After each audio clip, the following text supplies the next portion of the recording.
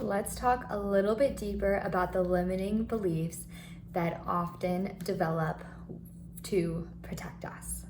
So, oftentimes the hardest limiting beliefs to spot are the ones that have been with us for a very long time. We can even believe they're part of our personality, they're part of who we are. So I don't sing, I don't do this, I am this, I can't do this, I'm not capable of this. So those limiting beliefs are there to protect us, because what if we stepped out of our comfort zone, out of our threshold? What if we did that and we're re-traumatized? We don't want to feel that feeling again. So if we stay in what we believe we're capable of, what we believe is safe for us, what we believe other people expect us to do or define ourselves as, then we do not risk feeling the feelings that our younger self could not handle. And the whole point of bringing your healthy self into this equation is that when you were a child, you did not have the skills to cope with these emotions, these feelings, and this trauma. You were not capable. And now you are learning how to be capable.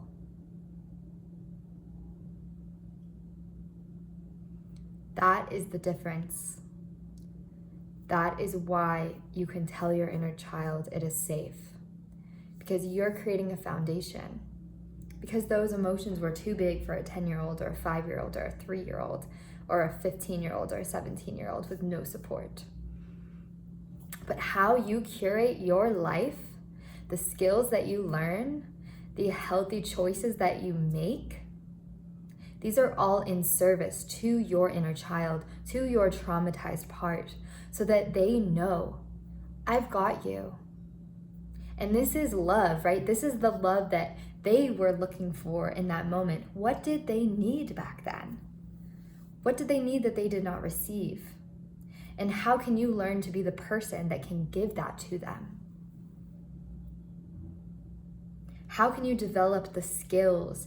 How can you receive help in a way you couldn't before? How can you make choices that support you and your foundation so that you can be that person for your inner child? Because they deserve that love, they deserve that care, they deserve that well-being, and just showing up and doing this program is in service to them. And let them feel, let that part of you feel how committed you are to them. You know, all the love that in that example that I gave about wanting to be accepted and understood, I now have to turn that internally, because she's still in me wanting that, and the world will not give that to me unless I'm able to receive from myself first. Okay, so we're gonna go back to limiting beliefs, the limiting beliefs that are protecting us from these feelings. So I want you to take a pen or paper. You can pause the video, get something to write with, or a pencil if you'd like. Pen can kind of cement things, but a pencil's good if you're still thinking about things. So I want you to write, I am not blank enough. Fill in this blank with the first thing that comes to mind. I am not healthy enough, I am not stable enough, I am not talented enough, I'm not smart enough. What is your belief? I'm not capable enough.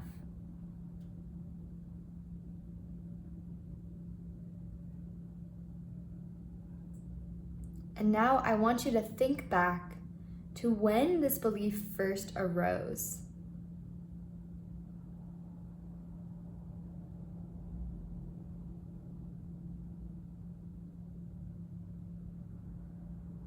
You can pause this if you need more time.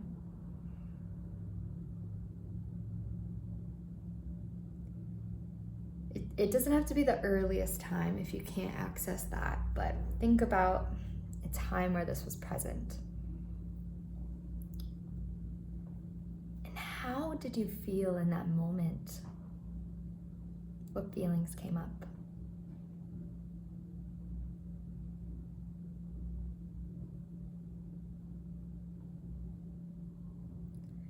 So, now that you see your belief, the experience of the belief, and the feeling, based on everything we talked about, now you can see that the belief, I am not blank enough, was created to protect you from feeling that feeling that you were feeling in that moment. So what is that feeling? And now, can you learn to sit with the uncomfortable feeling of that feeling and know that it is just a feeling and it's not truth? And so at the beginning of this program, we talked all about feelings, our dominant states of emotions, and how to witness them, and how to be with them, and how to not identify with them. This is how we tie it in.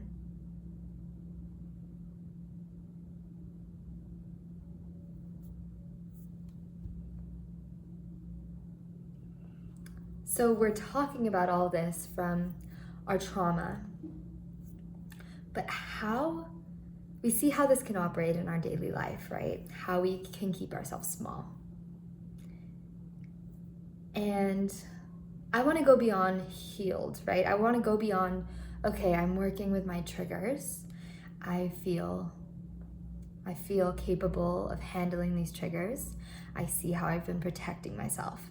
Now I want to step into, and when you're ready, so you don't have to get to this place right now, but my intention for you is to be able to witness, if you could dream your most expansive self, your most expressed self,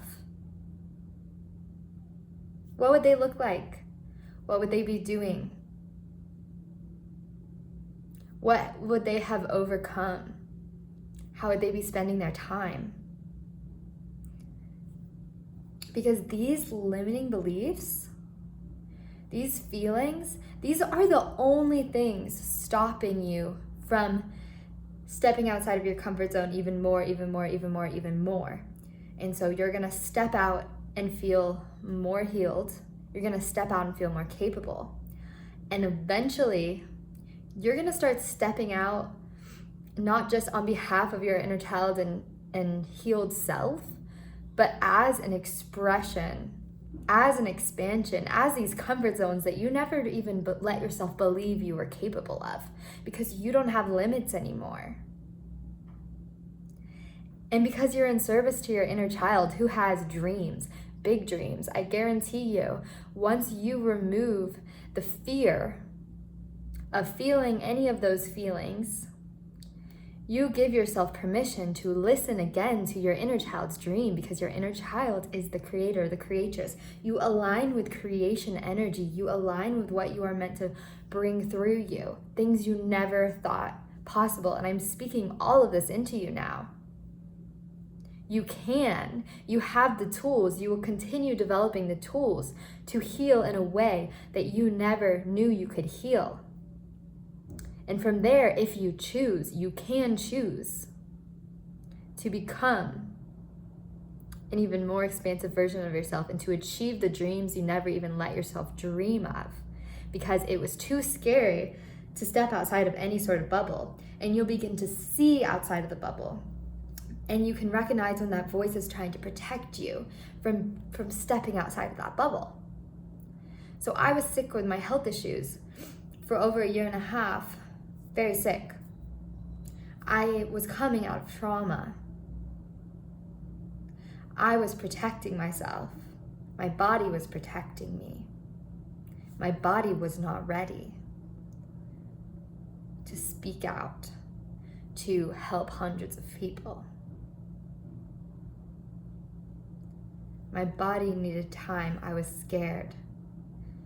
All these beliefs developed to protect me. You can't trust people. If you connect with people, you're gonna get drained. Go isolate. Be in your own little world. That's safe, that's safe, that's safe. And at the time, that was safe for me. But now, I have tools. I trust myself. And I trust myself because I dedicate myself each day. I show up in the morning and I do my exercises. I get into my lymphatic system. I release any extra pain or trauma from the next day. At night, I do my meditations. I use the guided meditations I put on there for you. I release the energy from my chakra system and I cleanse and I reset. I eat my healthy foods. I create a safe foundation for my body so that we can feel good, so that I can be a vessel for my inner child's dreams, and so that I don't have to put so many limits on her. But it takes consistency and it takes commitment, and all these protective mechanisms will keep you from that commitment because they're scared of you becoming bigger and better than you ever thought you could be. That sounds scary to them. But when you can sit with fear, then you can say, okay, I see why we're scared here. I see that this horrible thing happened, and you think that if you take a leap, this horrible thing's gonna happen again, and we're not gonna be okay, and we're not gonna be safe, and I love you. I love you. And I'm so sorry you feel that way. This is you talking to your inner child, to your inner self, to your traumatized part. And I've got you. I see you, I feel you, I understand you, and it's different now. So you're validating the validation that your inner child wanted, to be seen in their weakness, to be allowed to be weak, to be allowed to be scared, to be allowed to be sad, to be allowed to feel shame. And I can hold you now. I can hold all parts of me, and I can witness them as they are and make a decision for myself of what we're capable of right now. You want to inch outside of your comfort zone, right? You don't want to completely jump because you don't want to override your traumatized self.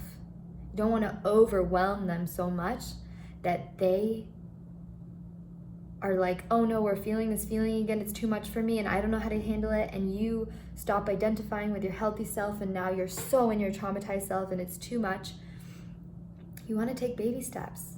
You want to commit to releasing, to feeling, to being in your body on the daily. You want to commit to shifting these protective mechanisms, to seeing them and saying, okay, I just got stressed out about something. I'm reaching for my phone. Let me set that down and let me take some deep breaths. And it's in those little decisions where you remind yourself, this is a hard feeling and we can feel it. And I will hold your hand as we feel it. When we don't separate ourselves into parts, it can be really hard to support and love ourselves. When we don't see that the thing that's coming up that we're being so hard on is just our inner 7-year-old who was so scared. Now we can direct our energy and recognize that even if the fears of that 7-year-old are coming up, those fears are not who we are right now. And we don't have to take those thoughts and believe that that's who we are. Instead, we get to take those thoughts and we get to create distance from them. Here's the thoughts. This is my inner 7-year-old coming up. And through that distance, we send love, we send care, and we stay aligned with who we have become. Because you are far stronger than your 7-year-old. You are. There's no way you couldn't be. You have wisdom that you have not tapped into. And it is only the energy of that 7-year-old that's making you feel as if you're not this person that you've become, but you are. You can support them. You will support them. You're already doing it. Take a moment to receive that before we do this meditation, because you're going to go into this and you're going to connect and love and feel an aspect of your inner child. And you can do this meditation as many times as you want.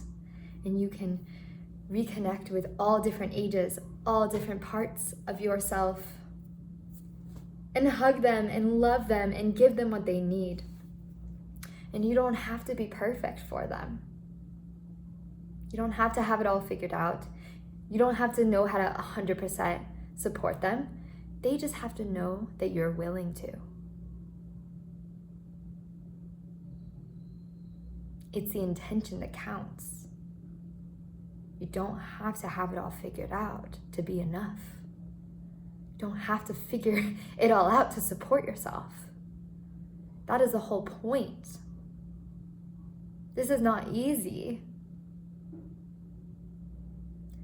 But it's those little wins. It's those little wins of trust where you repair the relationship that has become broken inside of yourself. The relationship of I cannot trust myself to support myself. I can't trust myself to stand up for myself. I can't trust myself to protect myself. I can't trust myself to keep myself safe. So I'm going to create these protection mechanisms to do that for me. I'm going to avoid. I'm going to isolate. I'm going to hide. I'm going to hide my gifts. I'm going to not step into relationships. I'm going to avoid. And now you're saying, I'm no longer avoiding because I've got my own back. You don't have to do all these things anymore because we're going to get to the root. And I'm going to speak love, and I'm going to hold myself when I start to re-feel some of these things. I'm going to hold myself and tell myself, I love you, I see you. I'm going to breathe with myself. I'm going to cry with myself.